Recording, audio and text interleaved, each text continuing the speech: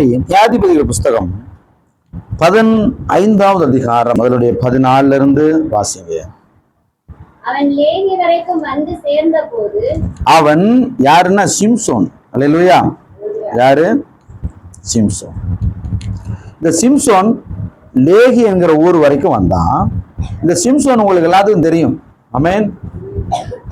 எத்தனை பேருக்கு சிம்சோன் கேள்விப்பட்டிருக்கிறீங்க? கேள்விப்பட்டீங்களா? கேள்விப்படலையா? பிரசங்கம் பண்ணாலும் நீங்க மறந்துட்டீங்களா? சிம்சோன் அப்படிங்கிறவன் ஒரு விசேஷித்த பிறப்பு. இயேசு போல அவன் திருமணம் ஆகக்கூடாது. அல்லேலூயா. ஏன்னா அவன் இஸ்ரவேலை ரட்சிக்கணும் அப்படின்னு ஆண்டவருடைய திட்டமா அவன் அந்த ஊர்ல பிறந்தான். அவனுக்கு பைபிள் சொல்லுது, வேத பண்டிதர்கள், அவன் சூரியனை போன்றவன். அல்லேலூயா. சூரியனை போன்றவன் அப்படின்னா சூரியனை கிட்டையும் போக முடியாது. அப்படி ஒரு பவர் அவன் மேல இருந்துச்சு. அவனை வாசிக்கும் போது 300 நரிகளை ஒரே நேரத்துல பிடித்து அதுல ஓலைகளை கட்டி தீய வச்சு வெள்ளாமெல்லாம் எரிச்சு போடுவார். அப்படி ஒரு பலமுள்ள ஒரு மனிதன். ஆண்டவர் இயற்கையாவே அந்த மனிதனுக்கு ஒரு பலத்தை தந்துருந்தார். இப்ப இவன் என்ன பண்றான்? தடுமாறுகிறான். என்ன பண்ணிடுறான்? தடுமாறி உலக வாழ்க்கையை விரும்பி உலகத்துக்குள்ள போய் மாட்டிக்கொள்ளுகிறான். அல்லேலூயா. முழுசா பேசினா நிறைய நேரம் பத்தாது. அப்ப சிம்சோன் சூரியனை போன்றவனா இருந்தாலும் அவனை ஆறானே அடக்க முடியாது.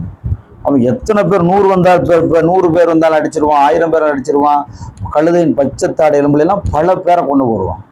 இவன் என்ன செய்யறதுன்னு அவங்க பிளான் பண்ணி கொண்டு இருந்தாங்க. அல்லேலூயா. இதே நான் சொல்றேன்னா, உங்களை என்னையும் சாத்தான் பிளான் பண்ணிக்கிட்டே இருப்பான். நீங்க நினைக்கிறீங்க உங்களை கர்த்தர் கை விட்டார். நம்ம கொஞ்சம் பின்னோக்கும் போது நம்ம மேல அதிகமான கவனம் ஆண்டவருக்கு உண்டா. கர்த்தரோடு கொஞ்சம் தூரம் போகும்போது அவருடைய அளவில்லாத, ஏன்னா அவர் ஒரு ரத்தம் சிந்தி சபைக்கு கொண்டு வந்து ஞானஸ்தானம் கொடுத்திருக்கிறாரு, பரிசுத்தாய கொடுத்திருக்காரு, அந்நிய பாஷை கொடுத்திருக்கிறாரு. உங்க மேல ஒரு திட்டம் வச்சிருக்காரு இல்லையா? அப்ப நீங்க பின்னோக்கி போகும்போது அந்த பிசாசு உங்களை பின்னோக்கி கொண்டு போகும்போது கர்த்தரும் யுத்தம் பண்ணுவார். இல்லையா? உங்களை என்னையெல்லாம் எவ்வளவோ நாள் போராடி கர்த்தர் சபை கொண்டு வந்திருக்கிறாரு. அதை நம்ம மறந்துடுறோம், தெரிய மாட்டேங்குது. உங்களை என்னையும் உலகத்தோட போகும்போது விடாம போராடி, வேதம் சொல்லுது பாருங்க, ரோமர் 8:26 சொல்லுது, ஆவியானவர் தாமே வாக்கு கடங்காத பெருமூச்சோடு உங்களுக்காக வேண்டுதல் செய்கிறார். அல்லேலூயா. நம்மளை குறிச்சு யாருக்காவது பாரத்தை கொடுத்துருவாரு. அவங்க நமக்காக என்ன செய்வாங்க? ஜெபம் பண்ணுவாங்க. அப்படிலாம் ஜெபம் பண்ணிருக்கீங்களா நீங்க? திடீர்னு உங்க மேல யார் மேல பாரம்? அல்லேலூயா. அப்ப ஆண்டவர் நம்மளை பாரப்படுத்தி மற்றவங்களுக்கு என்ன செய்யறாரு? ஜெபம் பண்ண விரும்புகிறார். அல்லேலூயா. மொத்தத்தில் ஆண்டவர் இயேசு நமக்குள்ள இருக்கிறது ஒரு பெரிய பாக்கியம். அல்லேலூயா. இந்த காலத்துக்கு அந்த காலத்துக்கு என்ன காரணம்? சிம்சோன் காலத்துக்கும் இயேசு காலத்துக்கு என்னன்னா, இயேசு காலத்துல இயேசுநாதர் உள்ளுக்குள்ள இருக்கிறாரு, நம்ம இருதயத்துக்குள்ள ஆவியானவர் உள்ளே இருக்கிறாரு. அந்த பழைய ஏற்பாட்டு காலத்துல ஆவியானவர் அப்பப்ப வருவாரு. அது யாருக்கு வருவாருன்னா, இந்த மாதிரி விசேஷித்த அழைப்பு உள்ளவங்களோட வந்து செயல்பட்டு திரும்ப போயிடுவாரு. பழைய ஏற்பாட்டில் உள்ள எல்லா தீர்க்கர்களும் எல்லா தேவனுடைய மனிதர்களிடம் உள்ள வருவாரு, வந்து செயல்பட்டுட்டு திரும்பி போயிடுவாரு. திரும்ப என்ன பெல்லாகி கத்தாவேன்னு தாவீது கூப்பிடும் போது வருவாரு. இல்லையா? வந்து கிரியை செஞ்சுட்டு போயிடுவாரு. புதிய ஏற்பாட்டுல அவர் வந்து தங்கி இருக்கிறார். அல்லேலூயா. அதுதான் பாக்கியம். இந்த காலத்துல வாழ்றதுக்கு என்ன பாக்கியம்னா, அவர் வந்து தங்கி இருக்கிறார். எனக்கு இப்ப என்ன கவலைன்னா, தங்கி இருக்கும் போதே சில தேவ பிள்ளைகள் பாருங்க பின்னோக்கி போறாங்க. ஆண்டவர் வந்து உள்ள தங்கி இருக்கும் போது பாவ மயக்கத்துல இந்த உலகத்தின் இச்சைகள்ல, உலக பொருட்கள் அல்லது பண காசு இதுகள் மேல அது மேல ஒரு மோகம் உண்டாகி தேவனை மறந்து கடனுக்காக ஞாயிற்றுக்கிழமை வருகிறத நினைக்கும் போது ரொம்ப வருத்தப்படுவேன்.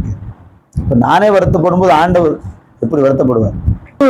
உள்ளத்தோடு ஆண்டவரை தேடணும். ஆமா, அந்த அந்த மனிதர்களுக்கு என்னைக்குமே எந்த தொய்வு வராது, கலக்கம் வராது. அல்லேலூயா. ஆத்துமாவே நன்றி சொல்லுன்னு பக்தன் பாடுகிறான் முழு உள்ளத்தோடும். அல்லேலூயா. அப்போ உங்க இருதயத்துல சமாதானம் உண்டாகணும். ஆமென். இயேசு சொன்னாரு, என்னுடைய சமாதானத்தை நான் வைத்து போகிறேன், அது உங்களுக்கு தான். அல்லேலூயா. அந்த சமாதானம் தான் முக்கியம். அந்த சமாதானம் படைச்சவங்ககிட்ட பாருங்க, ஒண்ணுமே இருக்காது, ஆனா சூப்பரா இருப்பாங்க. தேவ பிள்ளைகளை பாருங்க, பணம் இருக்காது, காசு இருக்காது, பைக் இருக்காது, எதுவுமே இருக்காது. தேவ சமாதானம் கிடைச்ச உடனே அவங்களுக்கு ஒரு மனசு, பக்தன் பாடுகிற மாதிரி, துள்ளுதையா உன்னாமம் சொல்ல சொல்ல. இயேசு பத்தி பேச பேச மனசு எப்படியும், அது ஆரம்பத்தில் எல்லாத்துக்கும் இருக்கும். அப்புறம் கொஞ்சம் பின்னோக்கி போனோன்னே வேற ஏதாவது பேசுங்க, இந்த நேரமும் வசனம், எந்த நேரம் வசனத்தை பேசாங்க பாச, வேற ஏதாவது கொஞ்சம் பேசுங்க. எந்த நேரம் பாட்டு, ஜெபம், ஊழியம் இப்படியுமே இருக்கிறீங்கன்னா அந்த போர் அடிக்கிற வேலையில நம்ம ரொம்ப கவனமா இருக்கணும். இல்லையா? போர் அடிச்சவே கூடாது, போர் அடிச்சுக்கவே கூடாது. பைபிள் சொல்லுது பாருங்க, ஆத்தும ரட்சிப்பு வெளியேறப்பெற்றது, தேவன் இறங்கி அதை நமக்கு தந்திருக்கிறார். இல்லையா? இங்க வந்திருக்கிற எல்லாருமே தேவன் உங்க மேல முன்னமே திட்டம் வச்சிருக்கிறார். அவர் திட்டம் வச்சதுனாலதான் உங்க ரட்சிப்பை சாத்தானால பறித்து கொள்ளவே முடியல.